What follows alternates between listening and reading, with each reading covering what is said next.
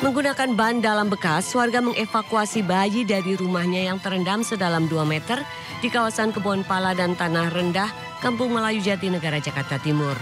Tingginya banjir menyebabkan aktivitas warga terganggu sehingga terpaksa menerobos banjir untuk mengungsi. Banjir sedalam lebih dari 2 meter akibat luapan aliran Kali Ciliwung yang melintas permukiman dan tak mampu menampung tingginya debit air lantaran mendapat kiriman dari bendungan Katulampa Bogor. Sebagian warga masih ada yang bertahan di lantai 2. Warga berharap agar pemerintah bisa mengatasi banjir di lingkungan mereka yang terus berulang. Dari Jakarta, Rio Manik Anyus melaporkan.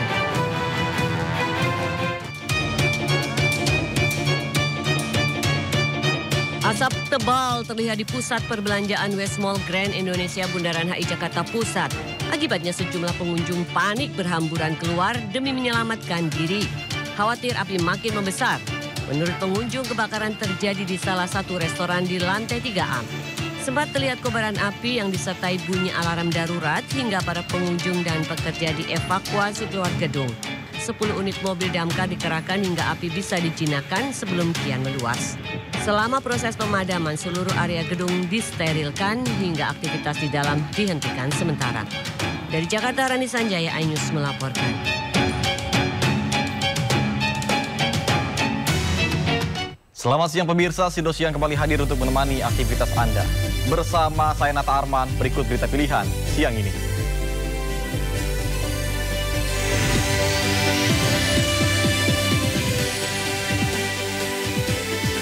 Bentrok antar pendukung paslon pilkada, 40 rumah dibakar, 94 korban luka-luka.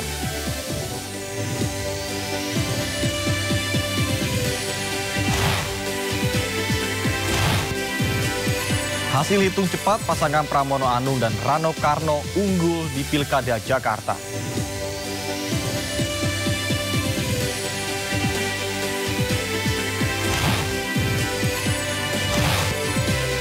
Polisi penembak pelajar SMK Semarang ditahan di Patsus.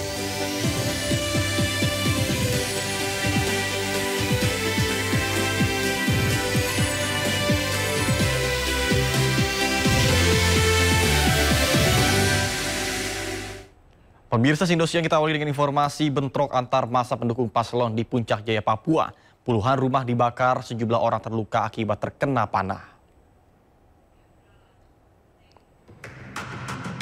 Bentrok antar massa pendukung paslon Bupati dan Wakil Bupati Puncak Jaya, Papua Tengah terjadi pada Rabu siang diwarnai dengan aksi pembakaran 40 rumah warga. Selain puluhan rumah terbakar, 94 orang luka-luka akibat terkena panah. 14 korban bentrokan dirujuk ke RSUD Jayapura. Meskipun mengkonfirmasi bentrok antar pendukung paslon pilkada, namun pihak kepolisian belum mengetahui secara pasti pemicu bentrokan di Pilkada Serentak 2024 ini. Meskipun sempat mendapatkan perlawanan dari massa, bentrokan berhasil dilerai aparat TNI Polri 2 jam berselang.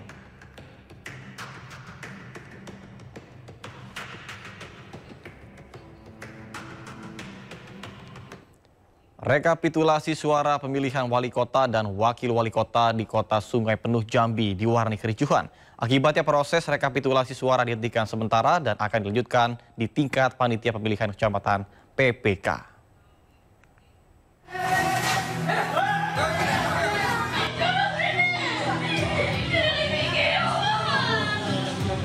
Kericuhan terjadi saat rekapitulasi suara di Desa Koto Limau Manis, Kota Sungai Penuh Jambi pada Rabu malam. Oknum dari salah satu pasangan calon wali kota dan wakil wali kota Sungai Penuh tiba-tiba menerobos masuk ke dalam tempat pemungutan suara dan berusaha merebut kotak suara dan merusak surat suara hingga surat suara berserakan di lantai ruangan. Kericuhan diduga terjadi lantaran paslon yang didukung kalah dalam kontestasi pilkada. Oknum kericuhan ini pun telah diidentifikasi dan kini dalam pengejaran petugas kepolisian. Beberapa kelompok orang yang mau merusak kegiatan di dalam penghitungan suara. Ini kita diantisipasi, kita turunkan anggota juga. Masing-masing TPS sudah kita amankan dan sekarang kita lagi ada di TPS juga di Kotowodo. Kita mengamankan penghitungan suara di TPS 02 ini. Pasca kericuhan tersebut, rekapitulasi di seluruh TPS di Kota Sungai Penuh telah selesai dilaksanakan dan logistik langsung digeser ke panitia pemilihan kecamatan dengan pengawalan ketat aparat gabungan dari kepolisian dan TNI. Dari Kota Sungai Penuh Jambi, Kapior Gandhi, iNews melaporkan. Tidak diizinkan mencoblos, seorang pemilih mengamuk di sebuah TPS di Karangasem, Bali. Diduga pemilih ingin mencoblos hanya berbekal KTP tanpa surat undangan pencoblosan.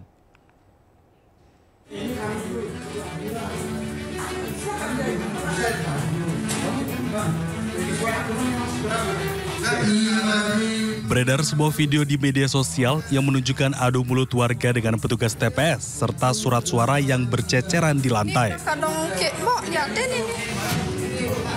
Diduga warga mengamuk saat hendak mencoblos hanya menggunakan KTP, namun tidak membawa surat undangan dari KPPS. Sementara pemilih khusus baru boleh mencoblos di atas jam 11 siang. Saat dikonfirmasi, KPU Kabupaten Karangasem membenarkan video tersebut terjadi di salah satu TPS yang ada di Karangasem. Meski sempat terjadi adu mulut, amarah oknum pemilih tersebut akhirnya dapat diredakan dan diajak untuk menyalurkan hak pilihnya di TPS lain. Bahwa yang bersangkutan itu datang memilih kira-kira sekitar jam 10-an dengan membawa KTP saja tanpa C pemberitahuan. Karena mereka membawa KTP, oleh KPPS diceklah nomor NIK KTP itu. Nah, setelah dicek ternyata dia tidak terdaftar sebagai pemilih di Gianyar. Karena tidak terdaftar, maka diarahkan dia datang di atas jam 11 sesuai dengan aturan yang ada, kan seperti itu. Nah, dia tentulah tidak terima di situ, sehingga terjadilah keributan di sana dan tanpa sengaja katanya mejanya tersenggol sehingga surat suaranya jatuh.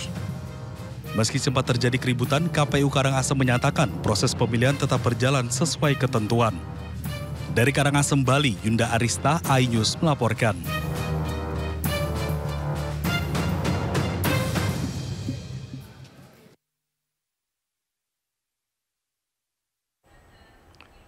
Pemirsa, Ketua KPPS di Bima, Nusa Tenggara Barat dianiaya oleh warga saat pemungutan suara di TPS sedang berlangsung. Korban yang mendapatkan 4 luka bacokan langsung dilarikan ke RSUD Bima.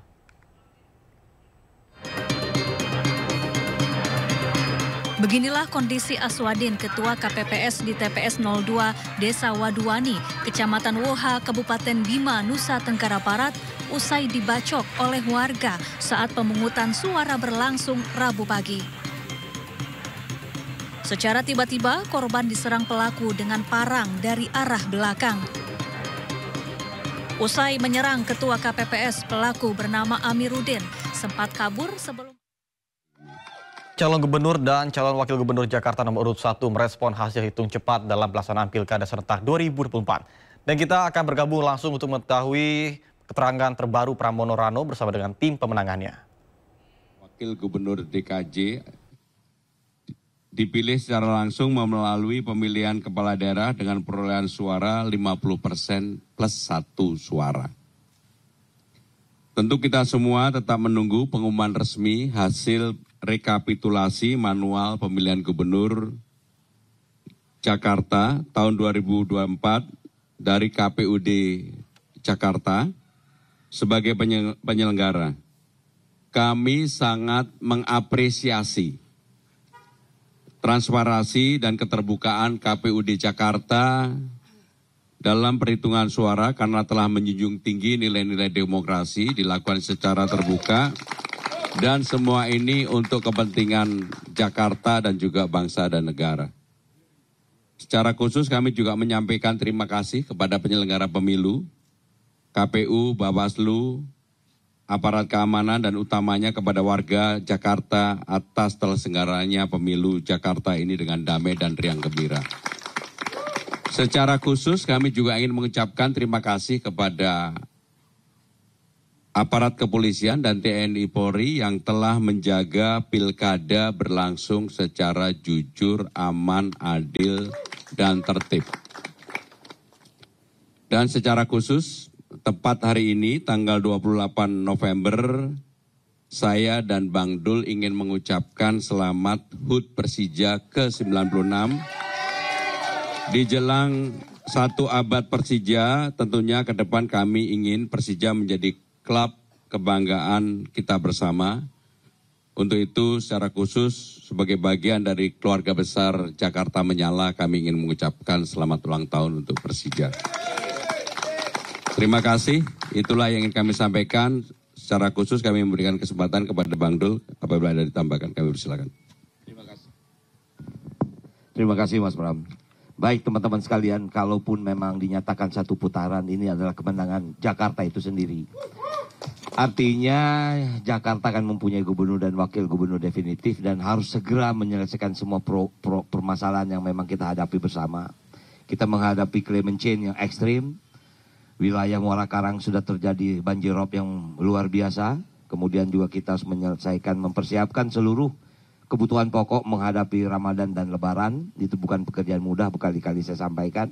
Artinya sekali lagi, tidak dengan rasa angkuh, kemenangan ini adalah kembali kemenangan kita. Dan semua kompetisi ini sudah selesai. Mari kita bersama-sama membangun Jakarta yang kita cintai itu. Terima kasih. Yang terakhir saya ingin memberikan kesempatan kepada Cak Lontong sebagai ketua tim pemenangan. Cak Lontong, kami persilakan. Terima kasih. Assalamualaikum warahmatullahi wabarakatuh. Mohon maaf, mungkin selama hampir 3 bulan ini saya terlihat di media tidak bercanda dan tidak lucu. Karena tugas saya walaupun amanahnya adalah membawa dan mengiringi kampanye kita dengan riang gembira dan bahagia, tapi jauh dari bercanda karena kita sangat serius memikirkan nasib 5 tahun ke depan warga Jakarta. Dan untuk melengkapi tadi yang disampaikan Mas Bram terkait perolehan suara, tadi sudah disebutkan, maka kita akan sebutkan lagi untuk paslon 01, suara yang diperoleh adalah 1.718.408 suara, sama dengan 39,40%. Paslon 02, 459.283 suara, atau sama dengan 10,53%. Dan saya ulangi, paslon 03, 2.183.577 suara, sama dengan 50,07%. Dan insya Allah berkat dukungan Allah Subhanahu wa Ta'ala, Pilkada DKI Jakarta berjalan 1 putaran untuk kemenangan paslon 03. Dan seperti yang saya sampaikan di awal-awal kampanye, ini adalah bukti bahwa warga Jakarta bijak menentukan nasib mereka, karena yang di samping kita, yang kita dukung ini, seperti disebutkan, Mas Pram tahu Jakarta, Bang Dul Jakarta tahu, dan saya tahu-tahu di Jakarta. Mudah-mudahan dengan amanah ini, dengan dukungan seluruh warga Jakarta, Mas Pram dan Bang Dul diberikan keringanan langkah untuk menyelesaikan seluruh masalah warga Jakarta dan membuat 5 tahun ke depan warga Jakarta menjadi lebih bahagia. Mungkin itu yang kami sampaikan. Terima kasih. Wassalamualaikum warahmatullahi wabarakatuh. Baik, kami memberikan kesempatan kalau memang ada yang ditanyakan, kami persilakan. Terima kasih. 3 aja ya. Ya, 3. Selamat untuk kemenangannya Mas Pram dan Bang Dul. Saya Alif dari Tempo. Ada beberapa pertanyaan.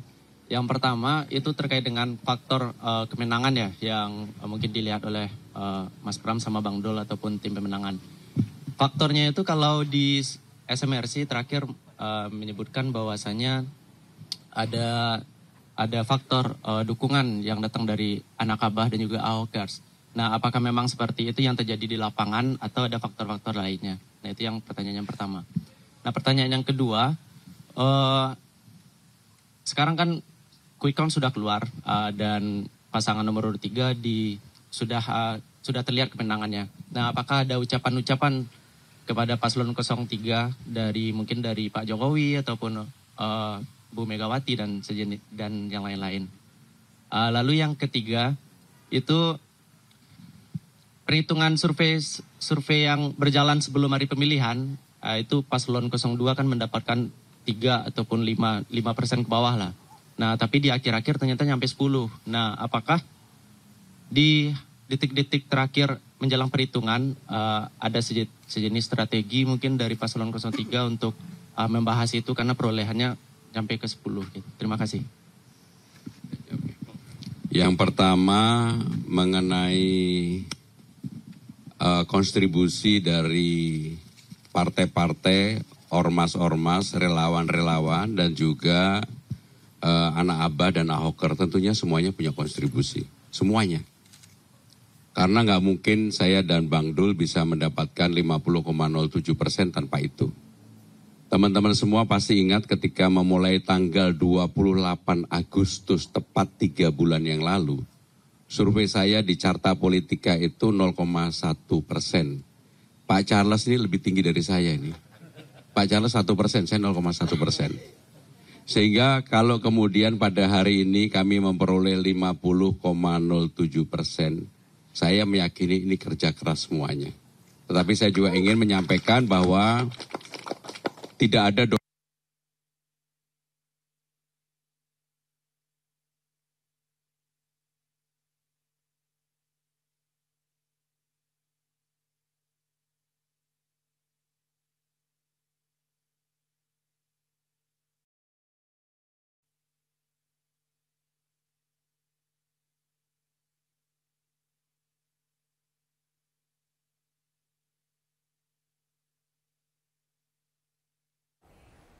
Pemirsa, itulah tadi hasil dari press conference yang dilakukan oleh Pramono Rano Karno terkait dengan menanggapi dari meningkatnya kemenangan dari elektabilitas yang dilakukan setelah pasca penghitungan suara atau quick count. Dan kita ke informasi lainnya, pemirsa, diduga kelelahan dan mengalami serangan jantung, Ketua Kelompok Penyelenggara Pemungutan Suara atau KPPS di Palangkaraya, Kalimantan Tengah meninggal dunia. Almarhum sempat dibawa ke IGD rumah sakit usai persiapan pemungutan suara Pilkada serentak tahun 2024 di TPS. Duka mendalam menyelimuti kediaman Aron Arnold di Komplek Giobos Perbai, Jalan Bima, Kota Palangkaraya, Kalimantan Tengah, Rabu siang. Aron yang merupakan Ketua KPPS TPS 66, Kelurahan Menteng, Kecamatan Jekan Raya, Palangkaraya ini meninggal dunia pada Rabu dini hari. Sebelumnya pada Selasa pagi, Aron sempat mengeluh karena penyakit asam lambungnya kambuh. Almarhum lalu dibawa ke IGD Rumah Sakit Muhammadiyah Palangkaraya. Kondisinya membaik hingga sempat datang ke TPS untuk melakukan persiapan pemungutan suara Pilkada 2024. Namun Selasa malam, usai berkegiatan di TPS, Aron diduga terkena serangan jantung. Sempat dibawa ke rumah sakit, namun akhirnya meninggal dunia. Tua saya ini sakit di jantungnya. Sehabis itu kami bawa ke UGD dan dinyatakan meninggal sekitar jam 00.13. Berarti di rumah sakit meninggal? Di rumah sakit mana, Mas? Doris Silvanus. Beliau ini ketua KPPS? Ketua KPPS TPS 66. Kalau untuk kelelahannya kami nggak ada diinformasikan sakit dan apanya. Makanya kami pada saat malam tadi diinfokan meninggal bapaknya, kaget juga karena pada saat sorenya jam 2 itu bapak tuh menerima kotak suara. Almarhum yang meninggalkan seorang istri dan 2 anak perempuan serta cucu dimakamkan pada Rabu sore di TPU Jalan Ciliriwut, kilometer 12, Palangkaraya, Kalimantan Tengah. Dari Palangkaraya, Kalimantan Tengah, Ade Sata, iNews melaporkan. Viral di media sosial, sebuah video menunjukkan seorang pemilih mencoblos 4 surat suara gubernur Bali sekaligus. Video tersebut mendapatkan banyak kecaman dari berbagai pihak dan diduga terjadi di salah satu TPS di Kabupaten Karangasem, Bali.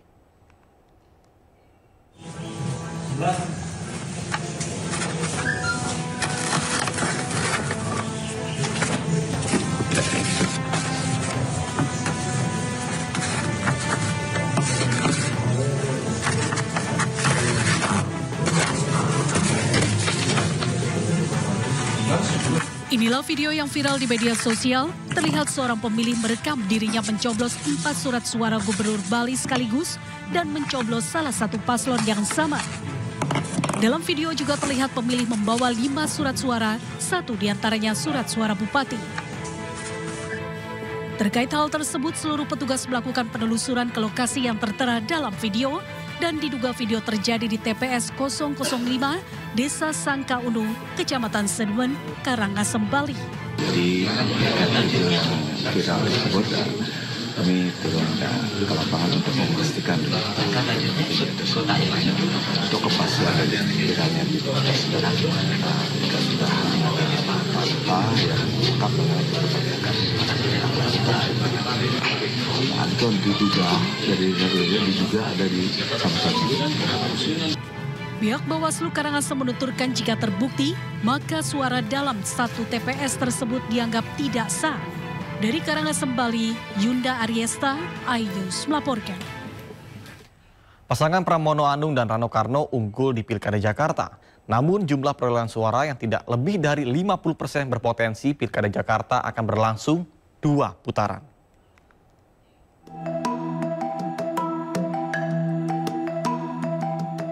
...545 daerah menggelar pilkada serentak. Di Jakarta, 3 pasangan calon gubernur dan wakil gubernur bertarung. Sejumlah lembaga survei mencatat, pasangan calon gubernur dan wakil gubernur Pramono Anung dan Rano Karno hanya unggul 50% dari 2 calon lainnya, yakni Ridwan Kamil Suswono serta Dharma Pangrekun dan Kun Wardana. Namun sesuai aturan, khusus pilkada di Jakarta, calon kepala daerah yang unggul harus lebih dari 50%. Sehingga dimungkinkan dengan adanya perolehan 3 lembaga hitung cepat tersebut, Pilkada Jakarta akan berlangsung 2 putaran. Beberapa lembaga survei ini menempatkan kemenangan pasangan Pak Pramono Rano masih dalam batas margin of error alias tipis sekali meskipun di atas 50%.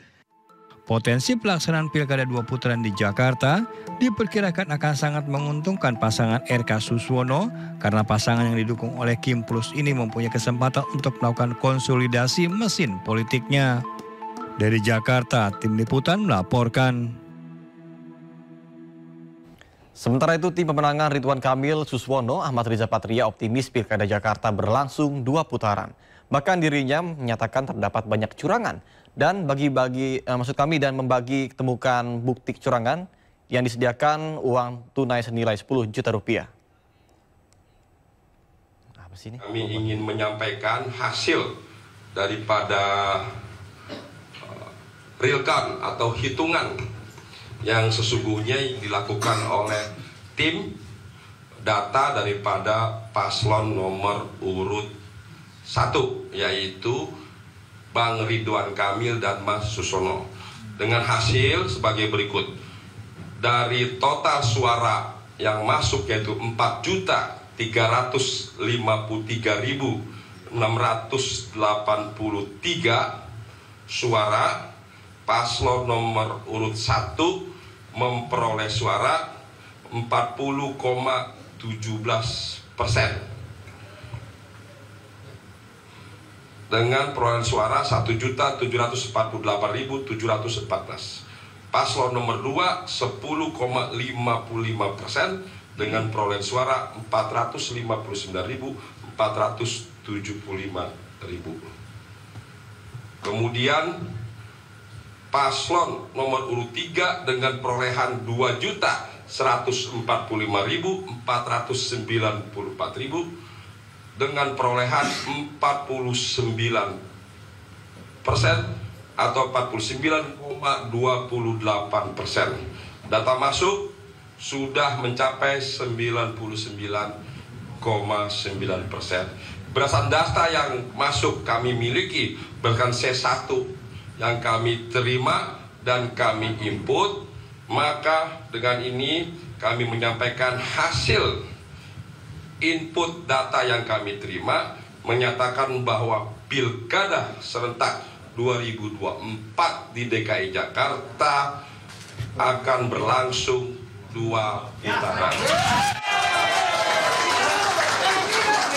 Untuk itu kami minta kepada KPU, Bawaslu, DKPP agar melaksanakan tugasnya melakukan perhitungan suara apa adanya secara profesional agar tidak ada hasil suara yang dirubah. Jadi kami minta inilah hasil yang telah kami input berdasarkan perolehan suara yang ada. Pasangan Cagup dan Cawagup Jakarta Ridwan Kamil Suswono merespon hasil hitung cepat lembaga survei yang menempatkan dirinya di posisi kedua. Keduanya masih menunggu keputusan final, yaitu hasil penghitungan suara dari KPU. Terima kasih pada warga Jakarta yang sudah berpartisipasi ya dalam Pilgub Jakarta ini, khususnya kepada warga-warga Jakarta yang menitipkan cita-cita semangatnya dengan memilih kami di TPS di tadi pagi. Kami juga menunggu tentunya selain tadi hasil hitung cepat, menunggu keputusan dari KPU untuk mengkonfirmasi ya apakah sama atau tidak atau bagaimana. Tentu itu menjadi hal yang final dan formal dari KPUD Jakarta. Yang saya yakini bahwa perhitungannya akan apa adanya, ya, tidak dikurangi, tidak dilebihkan, karena kami meyakini dan berterima kasih KPUD, Bawaslu, ya, KPPS semua melakukan kerja-kerja luar biasa. Ya. Di kami banyak saksi-saksi juga yang terus bekerja memastikan C1 atau lembaran-lembaran perhitungannya itu bisa menjadi sebuah rujukan final. Kebetulan di tim Ridho juga ada tim yang akan melakukan real count, sehingga ini bisa nanti memperkuat apakah hasil quick count dengan real count dari berbagai sumber ini mengkonfirmasi yang kita sebut apa adanya. Andaikan ternyata harus 2 putaran, tentu kita terus bersemangat ya, dan berkomitmen untuk menjalankan proses yang kedua ini dengan jujur, dengan integritas, agar yang terpilih betul-betul memiliki legitimasi ya, dalam menjadi pemimpin di Jakarta. Pasangan Cagup Cawagup Jakarta nomor 2 Dharma Pongrekun juga merespon hasil hitung cepat berbagai lembaga survei. Perolehan suara Dharma Kun berada di urutan paling bontot, namun hasil kerja nyata tim relawan ini sudah maksimal dan harus diterima dengan ikhlas. Berikut pernyataan dari Dharma Pongrekun. Membanggakan karena apa? Inilah hasil kerja nyata daripada semua relawan yang ada, di mana kami sudah berusaha maksimal untuk menyadarkan seluruh rakyat Jakarta akan bahaya potensi pandemi yang akan terjadi ke depan. Ini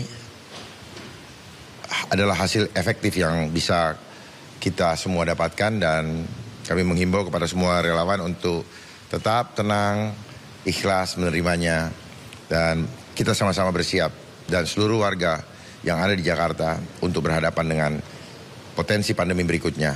Karena saudara-saudara semua, saudara-saudara saya warga Jakarta sudah menjatuhkan pilihannya. Pak Dharma, kira-kira apa yang membuat pada suara Pak Dharma bisa naik sampai 10% dan sebelumnya 5%? Ini adalah skenario Tuhan, di mana otomatis dengan angka tersebut, paslon Dharma Kun menjadi penentu suaranya untuk memenangkan salah satu paslon, baik 1 maupun 3 nantinya. Ini adalah berkat luar biasa, karena kami berdua bukanlah orang yang berlatar belakang politik dan tidak mempunyai basis partai. Kami sungguh-sungguh berjuang untuk seluruh warga Jakarta. Kami sudah kerahkan seluruh kemampuan kami.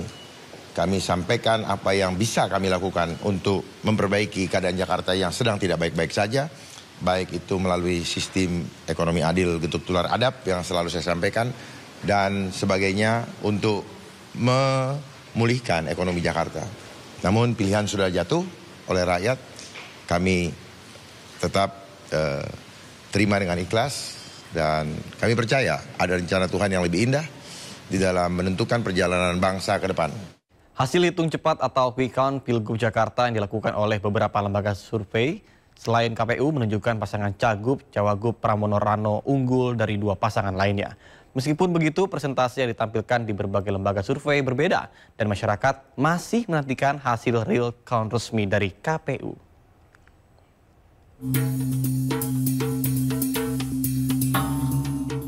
Kemarin warga Jakarta telah menggunakan hak suaranya untuk memilih calon pemimpin DKI Jakarta yang baru. Berbagai lembaga survei merilis hasil hitung cepat atau quick count. Hampir semua lembaga survei menunjukkan pasangan Cagup Cawagup nomor urut 3 Pramono Anung Rano Karno memimpin.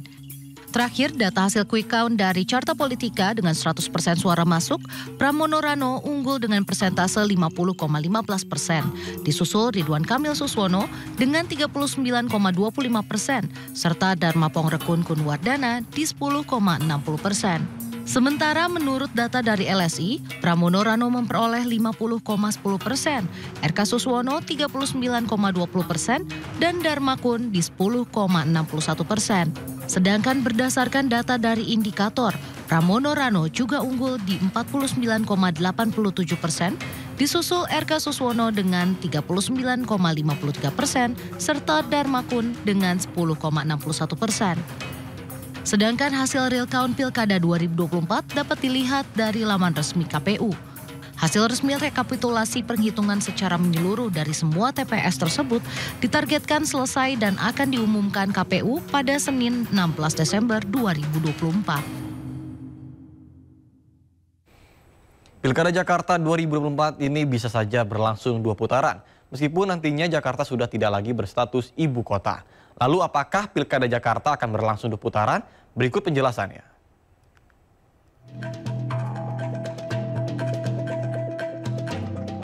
Jakarta menjadi satu-satunya provinsi yang bisa menggelar pilkada hingga 2 putaran. Aturan khusus ini tercantum dalam Undang-Undang Nomor 29 Tahun 2007 tentang Ibu Kota Indonesia. Namun keistimewaan Jakarta ini juga akan tetap berlaku meski nantinya Jakarta sudah tak lagi berstatus ibu kota. Aturan ini tertuang dalam Undang-Undang Nomor 2 Tahun 2024 tentang Provinsi Daerah Khusus Jakarta atau Undang-Undang DKJ yang disahkan April 2024 lalu. Syarat Pilgub Jakarta berjalan 2 putaran adalah tidak ada satu paslon pun yang memperoleh suara lebih dari 50%.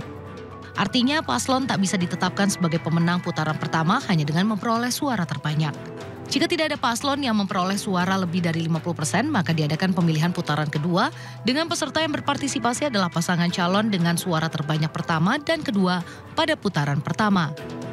LSI Denny JA menyebut, untuk Pilkada Jakarta tak bisa memastikan apakah akan berlangsung 1 atau 2 putaran berdasarkan hasil quick count, lantaran terdapat margin of error sebesar 1%.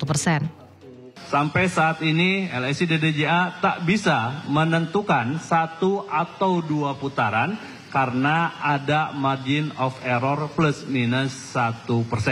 Jadi kalau misalnya nanti perolehan Bang Dul ini di angka 50 plus 1 suara, tentu itu kan bisa menjadi 1 putaran. Tapi kalau misalnya ternyata di bawah itu karena kita ada margin of error, itu tentu tidak menjadi 1 putaran. Dan memang untuk DKI Jakarta ini karena memang selisih margin kemenangannya tidak besar dengan angka yang harus didapatkan untuk mendapatkan 1 putaran, ini memang kita harus menunggu real count atau rekapitulasi daripada KPU.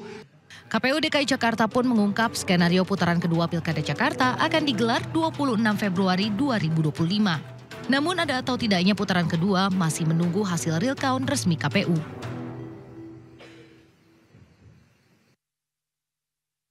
Setelah 20 tahun mendominasi Depok, PKS berhasil dikalahkan oleh paslon yang diusung Partai Perindo. Informasi selengkapnya sesaat lagi, tetaplah bersama kami di Sindo Siang.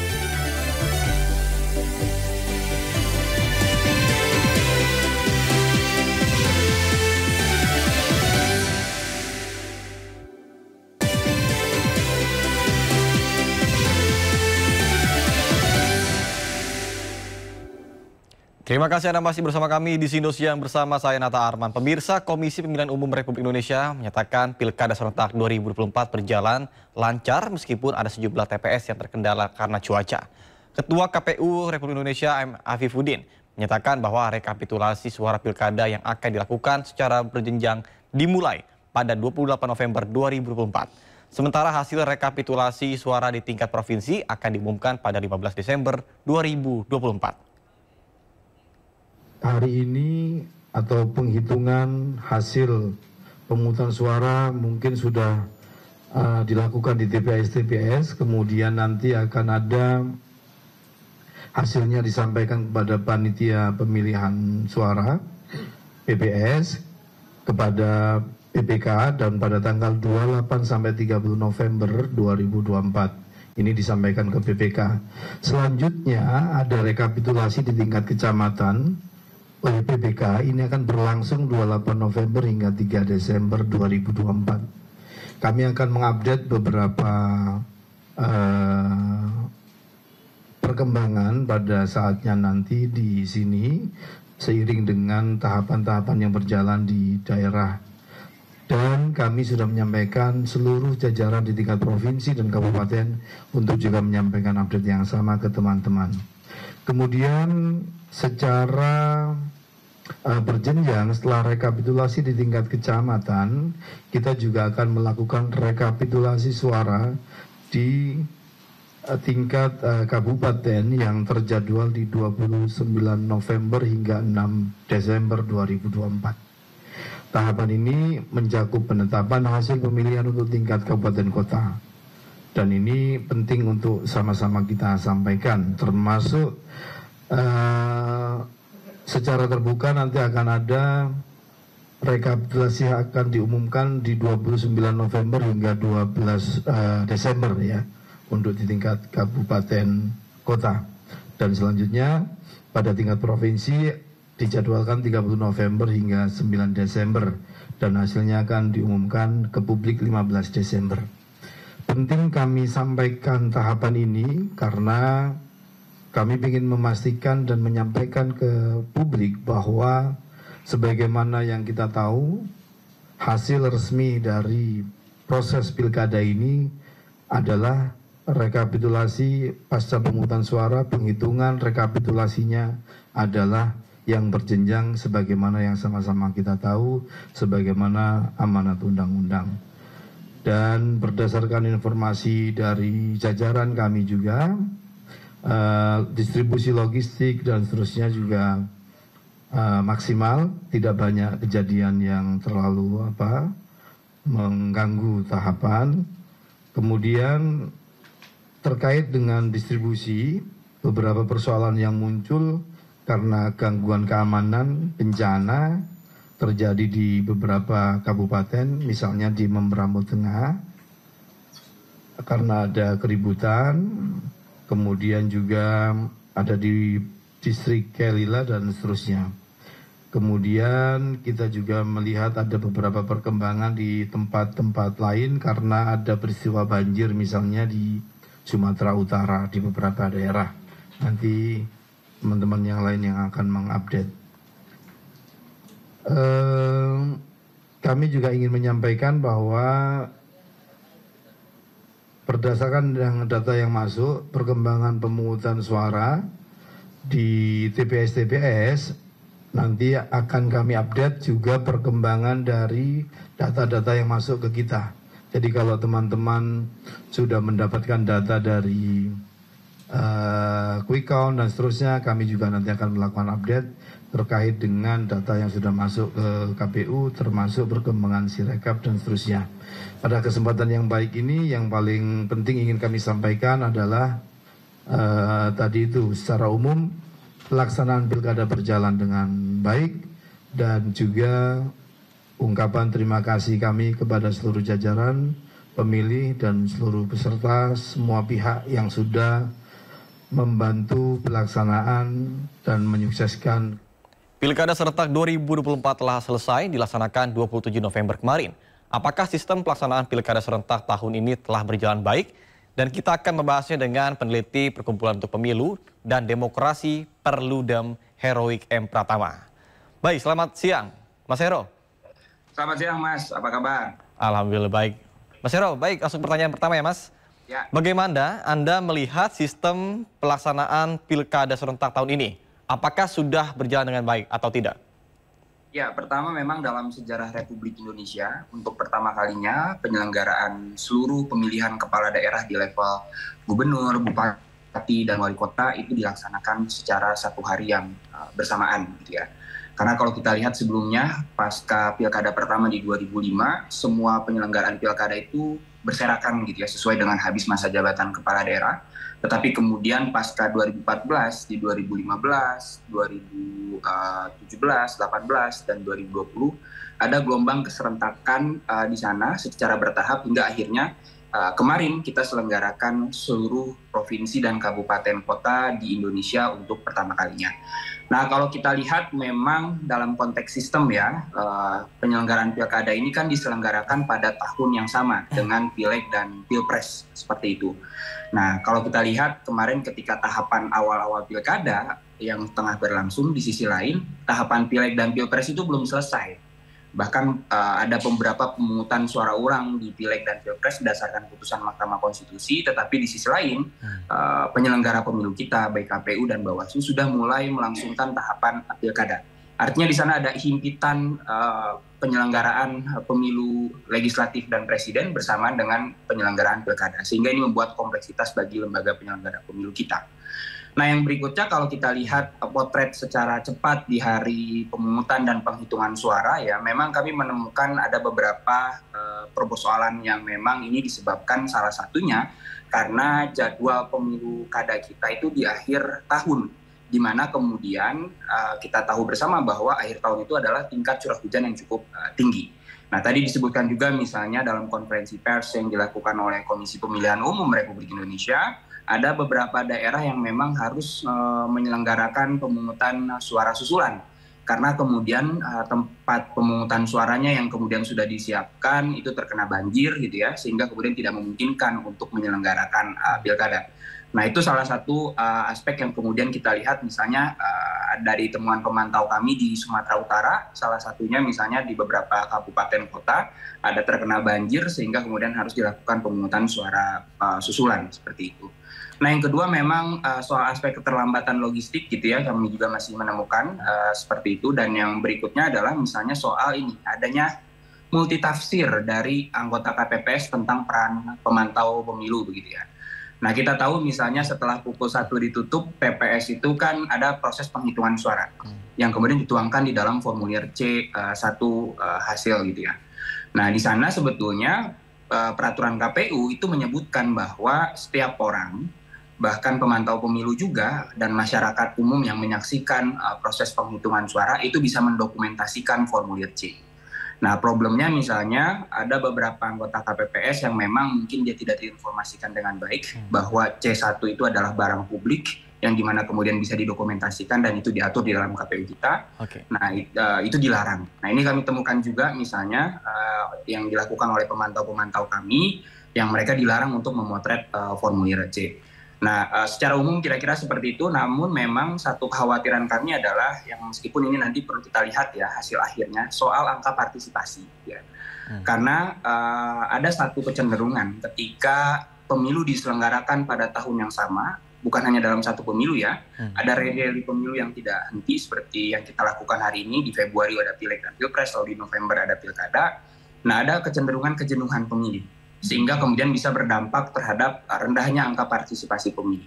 Namun demikian ini nanti perlu kita lihat hasil akhir yang dipublikasikan oleh KPU. Baik, oke Mas, kalau tadi kan kita udah Mas mengatakan bahwa memang partisipasi dari masyarakat ini sangat antusias untuk mengikuti Pilkada 2024. Cuma ada beberapa kendala seperti contohnya hujan tadi yang sehingga harus ditunda seperti itu. Kemudian bagaimana Anda melihat partisipasi pemilih muda dalam menyalurkan hak pilihnya pada pilkada tahun ini? Terutama kan sekarang ini banyak sekali kayak Gen Z yang baru pertama kali melakukan pencoblosan. Ini seperti apa yang Anda lihat? Ya, kalau kita lihat memang demografi pemilih kita itu didominasi oleh Gen Z, Mas. Dan juga milenial ya. Ada lebih dari 50% di mana pemilihnya itu adalah anak-anak muda. Yang kemudian mereka punya antusiasme politik yang cukup tinggi untuk mengetahui pasangan calon dan bahkan berpartisipasi. Nah, tapi kok rasanya ya, kalau dibandingkan dengan pileg dan pilpres, antusiasmenya itu lebih tinggi di pileg dan pilpres dibandingkan dengan pilkada sekarang. Meskipun kalau kita lihat hampir semua pasangan calon di pilkada, karena mereka tahu bahwa lumbung suara mereka ini adalah dari Gen Z dan milenial, mereka bersolek gitu ya, melakukan marketing politik dan kegiatan-kegiatan aktivitas kampanye yang menyasar anak-anak muda begitu ya. Nah, memang persoalannya adalah apakah ini cukup mampu menggait mereka. Nah, misalnya kalau dalam konteks di media sosial gitu ya, engagement-nya apakah cukup tinggi atau tidak, dan juga yang tidak kalah penting adalah aktualisasinya ketika mereka datang ke TPS. Misalnya contoh Mas, kami coba kemarin berkeliling ya di beberapa TPS di dekat kantor gitu ya. Dan ternyata memang ketika kami tanya daftar DPT-nya itu rata-rata 400 sampai dengan 500 pemilih yang terdaftar. Tapi pengguna hak pilih atau orang yang datang ke TPS itu hanya 250 segitulah, kira-kira kurang lebih 50 sampai 60%-nya. Nah, ini artinya memang bisa banyak faktor di dalamnya begitu ya. Apakah misalnya Gen Z dan milenial ini memaknai pilkada ini sebagai hari libur untuk bermain saja, atau kemudian memang dia mendedikasikan diri untuk datang ke TPS seperti itu. Oke, baik Mas. Kalau misalnya kita bicara masalah Gen Z atau pemilih muda, ini kan tentunya apabila adanya katakanlah money politik misalnya, ada kecurangan segala macam, ini kan mudah sekali untuk dipengaruhi seperti itu. Lantas apa sih yang harus dilakukan atau pencegahan apa yang harus dilakukan untuk semua pihak untuk sehingga berjalannya kegiatan Pilkada 2024 ini dengan netral?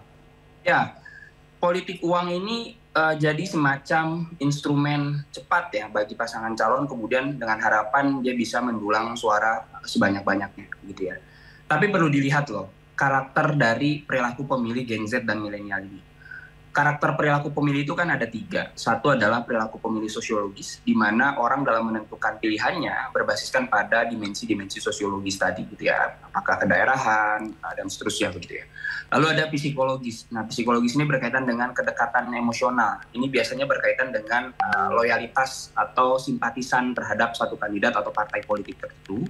Dan yang ketiga adalah rational choice. Dia mempertimbangkan untung rugi dari program dan visi misi yang ditawarkan. Dan kalau saya pilih Anda, 5 tahun ke depan dampak benefit apa yang saya rasakan.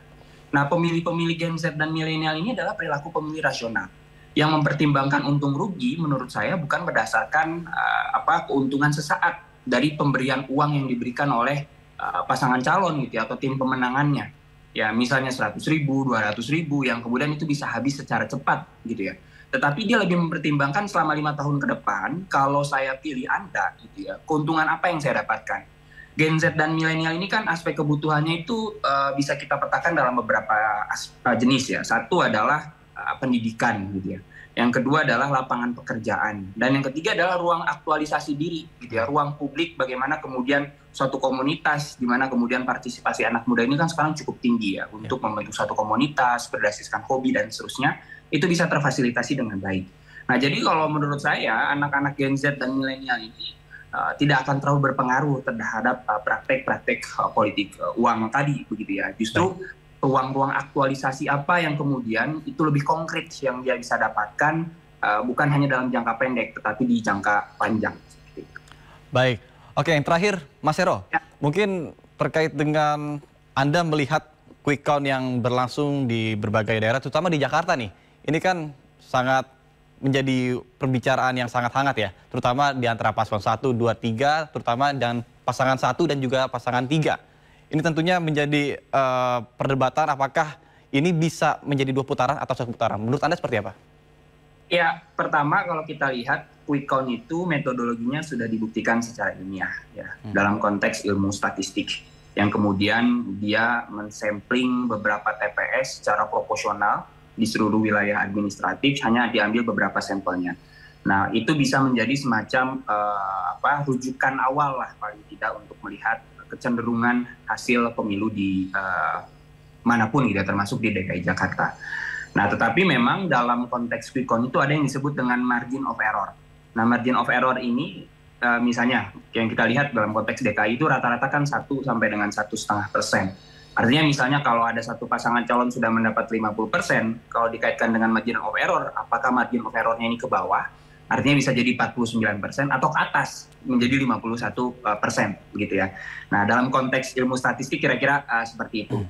Nah, tetapi sebetulnya untuk melihat lebih jauh apakah kemudian 1 putaran atau 2 putaran, selain kita menanti proses rekapitulasi yang dilakukan oleh KPU yang tadi disebutkan oleh Ketua KPU, tahapannya paling tidak sampai dengan di awal Desember seperti itu.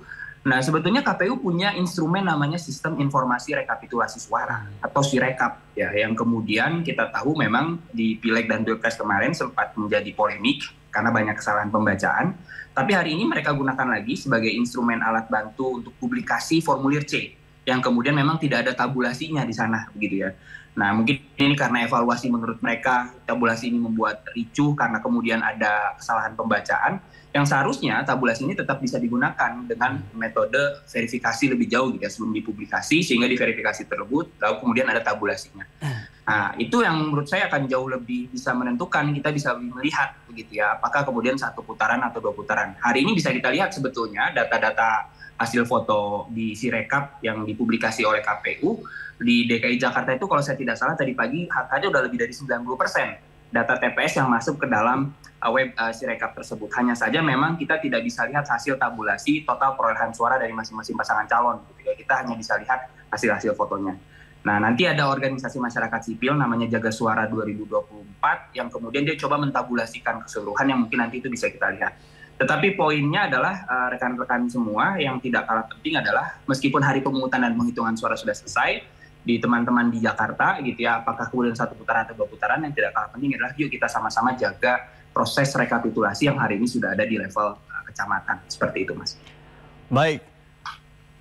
Terima kasih Mas Heroik Pratama atas informasi dan waktunya telah berbincang bersama kami di program Sindo Siang. Dan itulah tadi pemirsa perbincangan saya dengan salah satu peneliti Perkumpulan untuk Pemilu dan Demokrasi Perludem, ada M. Hoik Pratama. Dan Sindo Siang akan segera kembali, tetaplah bersama kami.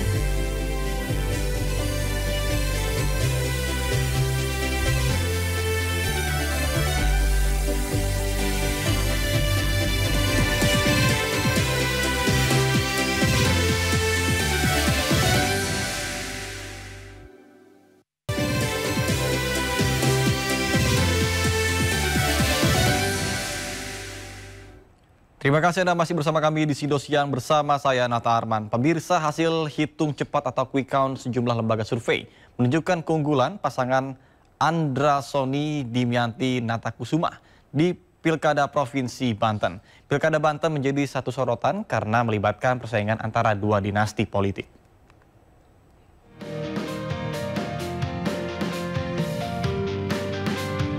Duel dinasti politik di Banten terjawab untuk sementara. Sejumlah lembaga survei menyatakan pasangan Andra Soni Dimyati Natakusuma unggul sementara dalam hitung cepat atau quick count.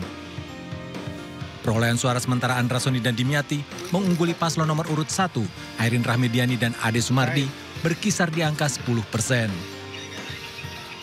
Lembaga survei Carta Politika mencatat Andra Soni Dimyati meraup 57,74% suara dari suara masuk sebesar 99,67%.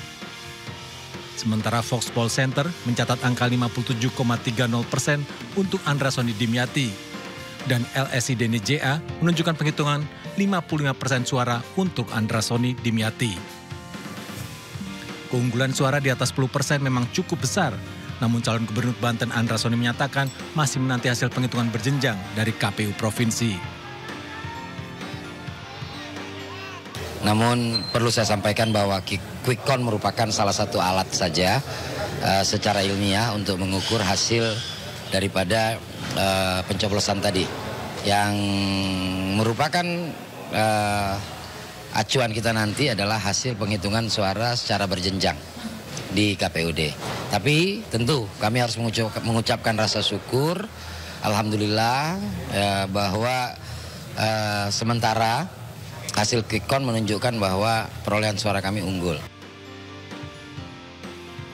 Pasangan nomor urut 1 Airin Rahmidiani dan Ade Sumardi diusung 7 partai politik, diantaranya PDIP dan Golkar. Selain sokongan parpol, di belakang Airin dan Ade ada dinasti politik keluarga Tubagus Hasan, ayah dari Tubagus Hairi Wardana, suami Airin. Sementara di sisi Andra Soni dan Dimyati, terdapat dukungan dinasti politik sang cawagup keluarga besar Nata Kusuma. Andra Dimyati pun didukung 9 partai politik dalam koalisi besar Banten Maju. Dari Tangerang, Banten, Faisal Renaldi dan Yudi Permana melaporkan. Sementara hasil quick count sejumlah lembaga survei paslon wali kota Depok yang diusung Partai Perindo, Supian Suri Chandra Rahmasyah unggul dari paslon Imam Ririn. Kemenangan ini sekaligus menumbangkan dominasi PKS selama 20 tahun di kota Depok.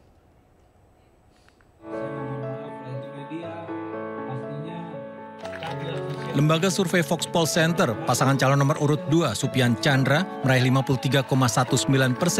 Sementara paslon nomor urut 1 Imam Ririn 46,81%. Supian Chandra yang mengusung slogan perubahan Depok Maju merayakan dan mendeklarasikan kemenangannya pada Pilkada Wali Kota dan Wakil Wali Kota Depok 2024 di Rumah Pemenangan Cilodong, Kota Depok. Supian mengatakan kemenangan paslon 2 merupakan kemenangan warga Kota Depok. Kami memang bukan yang terbaik, tapi sekali lagi saya dan Pak Chandra akan memberikan yang terbaik buat Kota Depok. Untuk itu kami mohon doanya, mohon dukungannya, mohon supportnya dari seluruh elemen masyarakat, dari seluruh jajaran partai, dari seluruh warga Depok. Yuk sama-sama kita bangun Kota Depok karena kita mencintai Kota Depok. Paslon nomor urut 1 Imam Ririn diusung PKS dan Partai Golkar.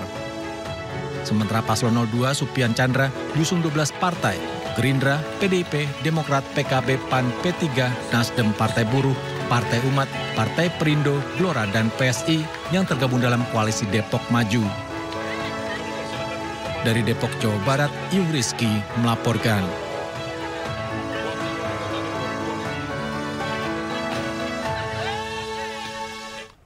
Pemirsa, hasil hitung cepat LSI Denny JA menunjukkan bahwa pasangan Cagup dan Cawagup Jawa Barat Deddy Mulyadi, Erwan Setiawan memperoleh suara terbanyak, jauh meninggalkan 3 pasangan lainnya. Dari total suara masuk 97%, pasangan nomor urut 4 Denny Erwan jauh memimpin dengan 62,19%. Diikuti paslon nomor urut 3 Syaiku Ilham 18,35%. Selanjutnya paslon nomor urut 1 Acep Gitalis 10,44% dan terakhir paslon nomor urut 2 JJ Ronald 9,2%.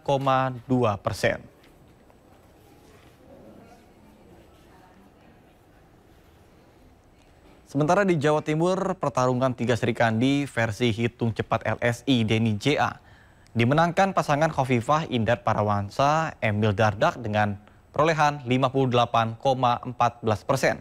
Diikuti pasangan Tri Risma Harini Gus Hans 33,48% dan Luluk Nur Hamidah Lukmanul Hakim 8,38%.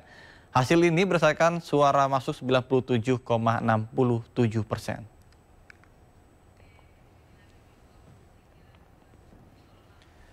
Sementara di Jawa Tengah, hasil hitung cepat LSI Denny JA pasangan Cagup dan Cawagup nomor urut 2 Ahmad Lutfi Taj Yasin Maimun unggul dengan angka 58,72%. Sementara paslon nomor urut 1 Andika Perkasa Hendra Prihadi di angka 41,28%. Hasil ini diambil saat suara masuk di angka 94%.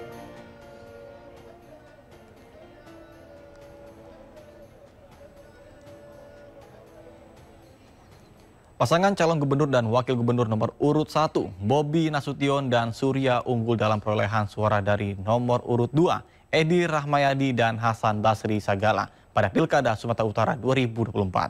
Menanggapi hasil ini, Bobi berharap hasil hitung cepat bisa menjadi hasil yang sebenarnya.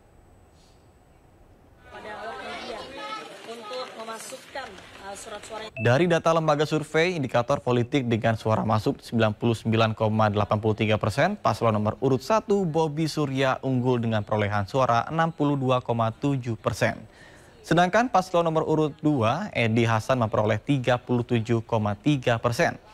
Adapun menurut LSI Denny JA dengan suara masuk 97,33%, Pasangan Bobi Surya meraih 63,09% suara, sedangkan Edi Hasan 36,91% suara.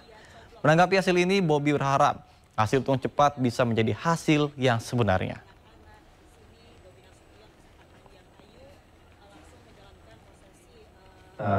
Hasilkan apa yang kita bisa lihat gambaran, yang hari ini bisa kita lihat gambarannya sedikit, mudah-mudahan hasil gambaran dari data ilmiah ini, kita doakan mudah-mudahan data ini nanti akan menjadi, data quick count ini akan menjadi data real count yang bisa sama-sama baru kita, sama-sama bisa kita bukan rayakan, tapi sama-sama nanti kita bisa lakukan pemikiran berikutnya untuk menjalankan tugas-tugas berikutnya. Oleh karena itu saya titip kepada seluruh tim, tetap jaga semangatnya. Ini masih masa perhitungan semua, tetap kita jaga di lapangan, para saksi semua Bang Inca kalau boleh kita jaga terus. Ini quick count, kita tetap harus menunggu real count-nya. Oleh karena itu di lapangan jangan lengah, harus kita jaga, tetap harus kita kasih semangat teman-teman yang masih di lapangan. Sementara itu, calon gubernur Sumatera Utara nomor urut 2, Edi Rahmayadi juga menanggapi hasil hitung cepat. Meski tertinggal dari Bobi Surya, pihaknya tetap optimis. Berdasarkan data hitung cepat dari Badan Saksi Pemilu Nasional PDI Perjuangan Sumatera Utara, pasangan Edi Rahmayadi dan Hasan Basri kalah dari paslon Cagup-Cawagup nomor urut 1, Bobi Nasution dan Surya. Namun data yang masuk sekitar 30%. Edi beserta tim masih optimis dapat mengejar suara. Menurutnya rakyat akan memberikan suaranya kepada orang yang diinginkannya.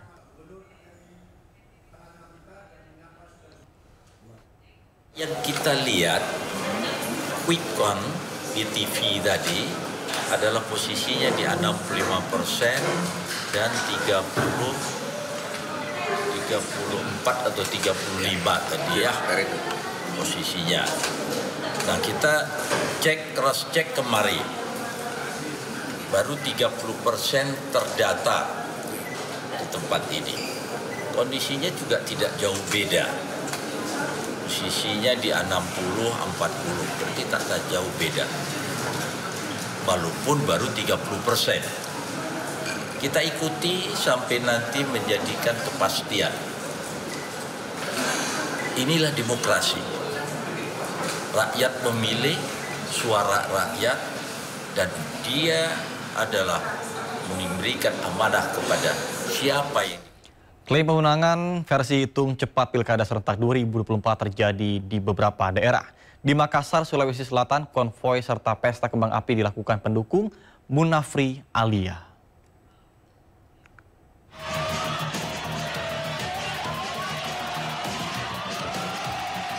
Raih kemenangan dalam pemilihan wali kota Pangkal Pinang tahun cepat. Pemilihan wali kota Makassar 2024 menggunakan sepeda motor yang melewati Jalan Petarani Makassar.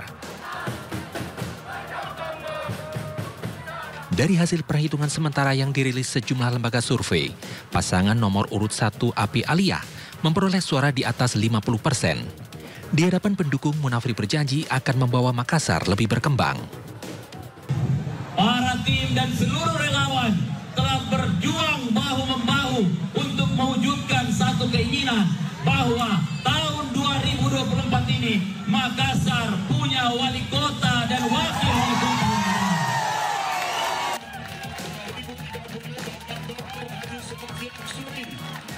Di Depok, Jawa Barat, pasangan Supian Suri Chandra Rahmansyah unggul sementara meraih lebih dari 53% suara. Tim pemenangan Supian Chandra yang mengusung slogan perubahan Depok Maju tersebut merayakan sekaligus mendeklarasikan kemenangan versi hitung cepat.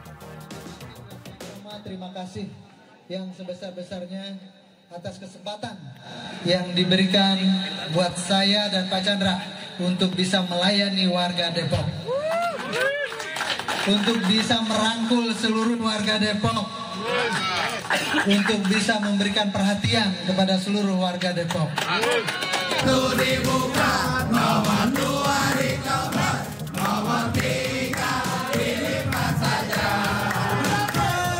Pasangan calon Bupati dan Wakil Bupati Tangerang nomor urut 2 unggul telak berdasarkan hasil hitung cepat Pilkada Serentak 2024. Kemenangan berdasarkan hitung cepat tersebut dirayakan pendukung dan simpatisan setelah pasangan Maisal Rashid, Intan Nurul Hikmah, memperoleh suara di atas 60%. Meski demikian, Maisal Rashid meminta para pendukung tetap menunggu penghitungan resmi KPU.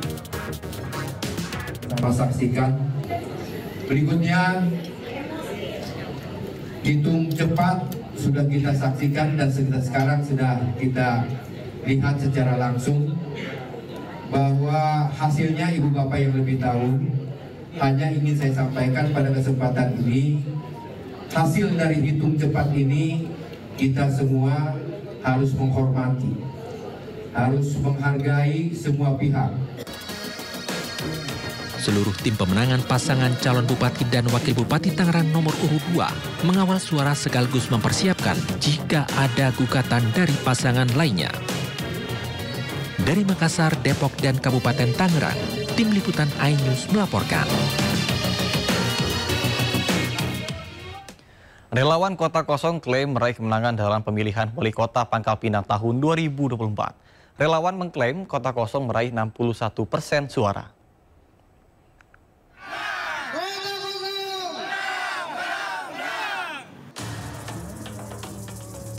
Relawan Kota Kosong Pangkal Pinang deklarasi kemenangan di pemilihan Wali Kota Pangkal Pinang 2024.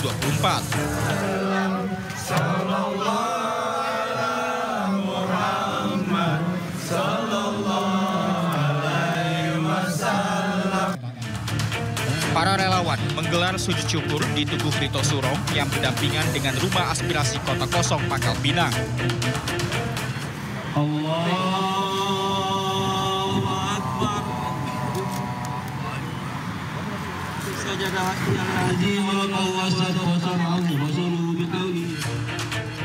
Berdasarkan hasil penghitungan cepat, para relawan mengklaim Kota Kosong berhasil meraih kemenangan telak dengan perolehan suara yang signifikan, yakni mencapai 61% melawan calon tunggal Maulan Akil Hakim. Hasil ini mengejutkan banyak pihak dan menciptakan gelombang sukacita di kalangan relawan yang mendukung Kota Kosong. Kami memastikan bahwa Kota Kosong atau Kolom Kosong menang ya secara signifikan di Kota Pangkal Pinang. Jadi dari tabulasi yang kami himpun ya di posko pemenangan Kota Kosong, kami memastikan Kota Kosong di Pangkal Pinang mengantongi angka 61%. Berdasarkan Undang-Undang Nomor 10 Tahun 2016, jika Kota Kosong memenangkan pilkada, maka pemerintah akan menunjuk penjabat gubernur, bupati, atau wali kota untuk memimpin sementara wilayah sampai terpilihnya kepala daerah definitif hasil pilkada pemilihan berikutnya. Dari Pangkal Pinang, Bangka Belitung, Haryanto, iNews melaporkan. Pemirsa, Ketua Umum PDI Perjuangan Megawati Soekarnoputri meminta rakyat tidak takut menyuarakan kebenaran pasca pencoblosan. Selain itu, Megawati juga menegaskan PDIP terus berjuang dan tidak ragu berlawan untuk berbagai bentuk intimidasi kekuasaan. Seluruh rakyat Indonesia, saya serukan terus-menerus, jangan pernah takut untuk menyuarakan kebenaran. PDI Perjuangan tidak akan pernah lelah berjuang bagi keadilan dan melawan berbagai bentuk intimidasi kekuasaan. Ingat bahwa pilkada seharusnya mencerminkan peningkatan peradaban. Etika, moral, hati nurani harus jelas tergambarkan. Saudara-saudara sekalian, terus jaga semangat perjuangan. Kita tidak pernah menyerah. Kita terus melakukan perlawanan secara terukur dalam koridor hukum. Meskipun kita tahu sekarang ini hukum semakin dibuat jauh dari keadilan. Berkaitan dengan hal tersebut, pertama, jaga dan amankan setiap suara rakyat dengan sebaik-baiknya. Kedua, kumpulkan setiap bukti intimidasi aparatur negara, terutama juga money politics, ketidaknetralan pejabat kepala daerah, dan juga tekanan yang diberikan kepada kepala desa. Ketiga, kumpulkan berbagai bukti yang menunjukkan mobilisasi bansos yang dilakukan secara masif dan praktik-praktik sekali lagi money politics yang terjadi. Keempat, kumpulkan berbagai fakta penghadangan seperti yang terjadi di daerah Banten yang menyebabkan ketidakadilan. Kelima, terus galang kekuatan rakyat agar berani menyuarakan kebenaran. Pelaku cekcok di jalan seorang guru madrasah di Jepara, Jawa Tengah ditembak seorang pengemudi mobil mewah. Sindo Siang akan segera kembali dengan informasi menarik lainnya.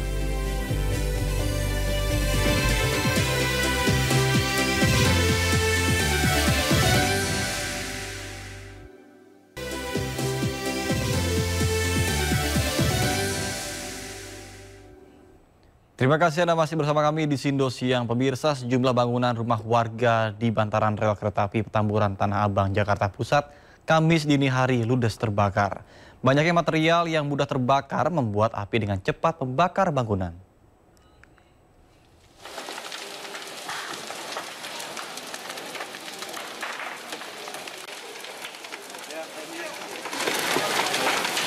Sejumlah bangunan rumah warga di bantaran rel kereta api Petamburan Tanah Abang, Jakarta Pusat, Kamis dini hari ludes terbakar. Petugas pemadam kebakaran Jakarta Pusat yang tiba di lokasi langsung melakukan pemadaman api. Warga setempat pun turut berupaya membantu pemadaman.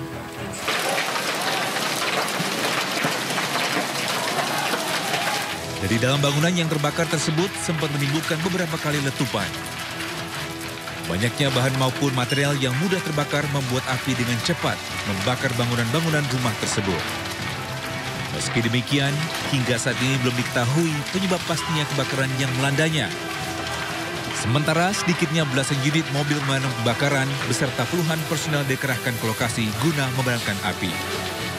Dari Jakarta, Rio Manik, iNews melaporkan.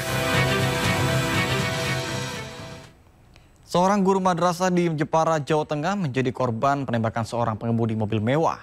Penembakan diduga karena korban dan pelaku cekcok di jalan.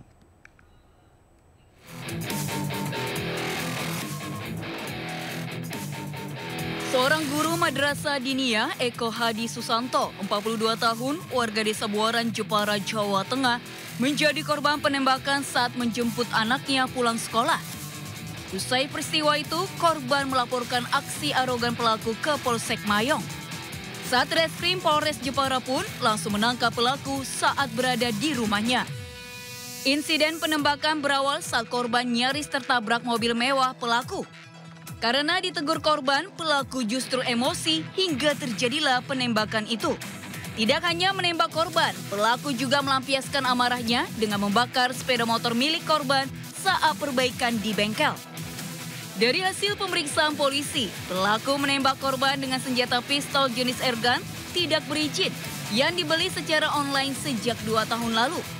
Karena ingin memastikan dan si mobilnya tersangka juga berhenti dan kedua belah pihak sempat terjadi salah paham, kemudian si tersangka merasa tidak terima. Kini pelaku MFR ditetapkan sebagai tersangka dengan dijerat pasal berlapis tentang penggunaan senjata api dan penganiayaan dengan ancaman hukuman 20 tahun penjara.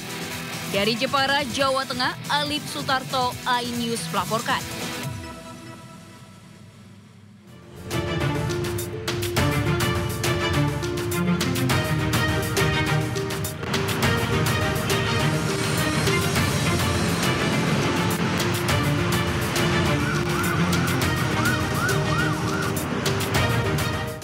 Pemirsa, saatnya kita simak pantauan arus lalu lintas siang ini dan kami telah terhubung dengan Brigadir Treslinda dari NTMC Polri yang berada di kawasan Simpang Pancoran, Jakarta Selatan. Baik, selamat siang Brigadir Treslinda. Bagaimana pantauan arus lalu lintas dari tempat Anda melaporkan? Silakan. Ya baik, terima kasih Nata Arman di studio dan pemirsa. Pada jam istirahat makan siang ini, kawasan Pancoran saat ini memang di beberapa ruas jalan mengalami peningkatan volume kendaraan yang cukup signifikan. Hal itu bisa kita lihat di mana kecepatan kendaraan mengalami perlambatan di berkisar 20 sampai dengan 30 km per jam. Untuk itu kami harapkan Anda untuk selalu berhati-hati. Untuk arus lalu lintas sendiri dari arah Saharjo yang akan mengarah ke arah Pancoran maupun yang akan mengarah ke arah Pasar Minggu dan juga ke arah Kuningan saat ini dalam keadaan ramai cenderung padat, di mana di antara traffic light ini mencapai 200 meter selepas traffic light kendaraan masih mengalami perlambatan kecepatan.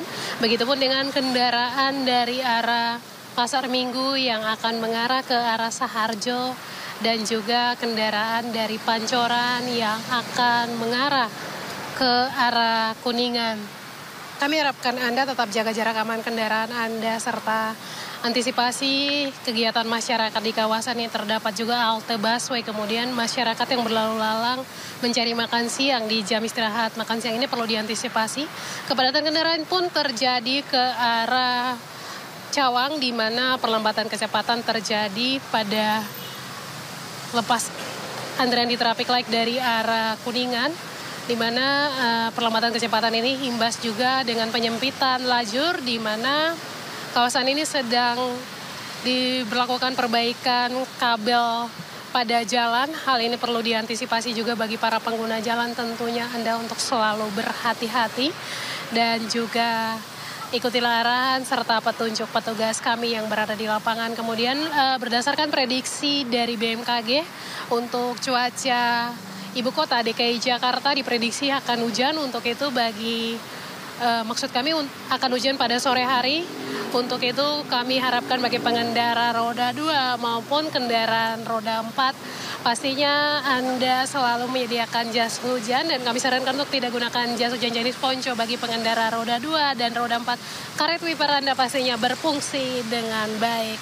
Serta bagi pengendara roda 2 saat hujan turun kami harapkan Anda tidak berteduh di bawah flyover karena hal ini dapat menyebabkan kepadatan arus lalu lintas. Dan untuk mengupdate informasi-informasi seputar arus lalu lintas terkini, kami siap melayani Anda di 15169 ataupun melalui SMS center kami di 9119. Nata, kembali ke Anda di studio, silakan. Baik, terima kasih Brigadir Taslinda atas laporan Anda dari kawasan Simpang Pancoran, Jakarta Selatan. Selamat bertugas kembali dan salam presisi.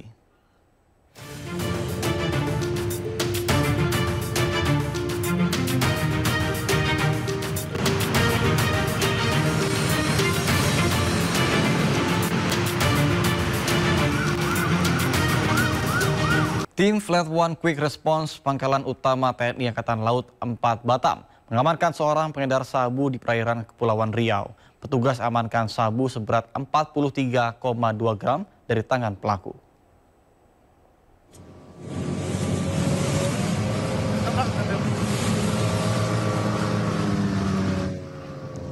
Tim Fleet One Quick Response Pangkalan Utama TNI Angkatan Laut 4 Batam sempat terlibat kejar-kejaran dengan speedboat pengedar sabu di perairan Kepulauan Keban, Kepulauan Riau. Tidak butuh waktu lama, petugas berhasil mengejar tersangka dan melakukan penangkapan dari speedboat tersangka. Dan juga diamankan sabu seberat 43,2 gram yang dibagi ke dalam beberapa paket kecil siap edar. Petugas TNI AL juga temukan barang bukti lainnya, mulai dari alat hisap sabu, timbangan digital, uang tunai sekitar 25 juta rupiah. Ini apa nih? Hah? Ini apa? Sabu. Pemirsa, informasi tadi sekaligus mengakhiri Sindo Siang hari ini dan Anda bisa mendapatkan informasi terkini dan terbaru melalui portal menghadirkan berita daerah nasional dan internasional lengkap di sindonews.com. Mewakili kerabat kerja bertugas, saya Nata Arman, pamit undur diri. Terima kasih, sampai jumpa.